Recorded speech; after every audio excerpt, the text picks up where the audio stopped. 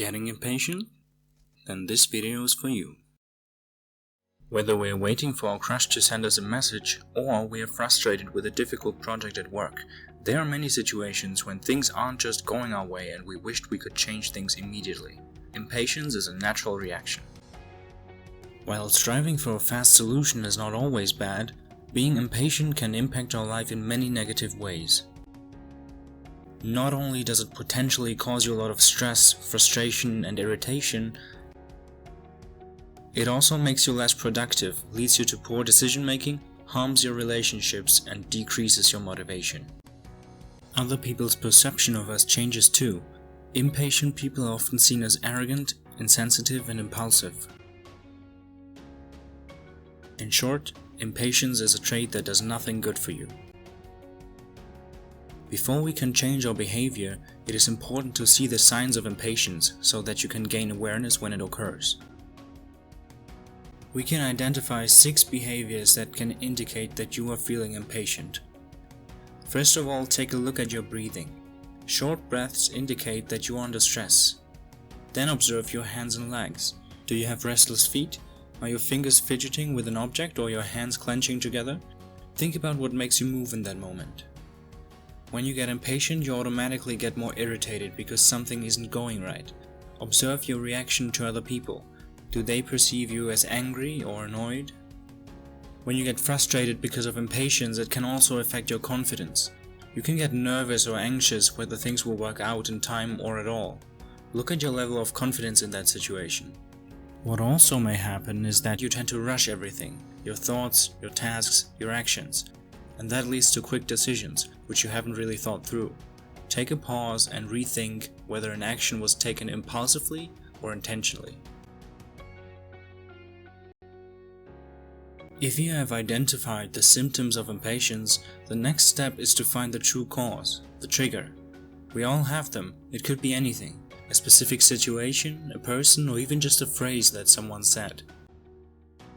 Make a list of things that cause you to become impatient.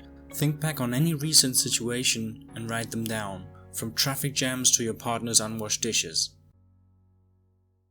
Ask your colleagues, friends, and family about their observations. Impatience is something that is greatly visible to the people around you, so their feedback might give you valuable insight. Physical factors such as hunger, thirst, and fatigue can also play a role in causing impatience. Sometimes what you need is a nap, a snack, and a glass of water. If you want to be absolutely certain, keep a journal of every situation in which you start feeling impatient. This way you not only gain awareness, but you keep a good database which you can evaluate later to identify your most common triggers. So what can we do after we found out exactly what is causing our impatience? We can differentiate between 2 different approaches: immediate actions and habitual changes. What we want is something that de-escalates an impatient situation for us immediately when it happens, and also steps we can take that help us to become more patient, as in a sustainable personality change. As shallow breaths are a symptom of impatience, control your breathing consciously. Changing your breathing to long, deep breaths is the first immediate way to counter the feeling. We have learned that our hands and legs can get tense and twitchy when we're impatient. Consciously ease them and release the tension. When your thoughts, your talking, and your movements start to rush, slow everything down. Talk slower, think slower, and move slower. Following the fake it till you make it principle, if you just do this long enough, you will really start feeling calmer. These are things you can do to immediately feel better. Now let's look at how we change the habit entirely and remain calm in the long term.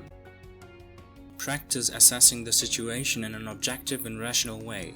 If you have been waiting in line for an hour and you're getting frustrated, will the frustration improve your situation? If not, you can gain control of your mind by being aware that the feeling itself is negative for you. Your coworker is too slow with his task? Will getting irritated make him more productive? Probably not. Rationality changes the way we look at things. One trait to build up is empathy. Most triggers for impatience are related to other people. By trying to see the world through their eyes, you are building a deeper understanding of your social environment, which lets you accept it much easier. When you get annoyed because the cashier in the supermarket is rather slow, take some time to observe them. What's their story? Why are they where they are? How do they feel? You can even make up a story yourself that lets you accept it. The main goal we want to accomplish is to stop the story, and as we get more and more practice being aware of our weakness without fueling it with our story about how wrong it all is, how wrong they are, how wrong we are, we can actually let the feeling pass right through us. An example. If you are in a relationship and your partner has done something that irritates you, it is easy to connect that to all other bad events that you have had with them, even though they are not connected. You are fueling the story further and further. Talk to yourself instead. I feel irritated about this situation. It's uncomfortable and I don't like it, but I can tolerate that feeling. It's completely natural. I know that my partner loves me and is a good person. After you learn to converse with yourself about stressing situations, you will gain awareness and more internal peace. Follow these principles and you will achieve a much calmer and more patient self. Thank you for being patient until the end of this video.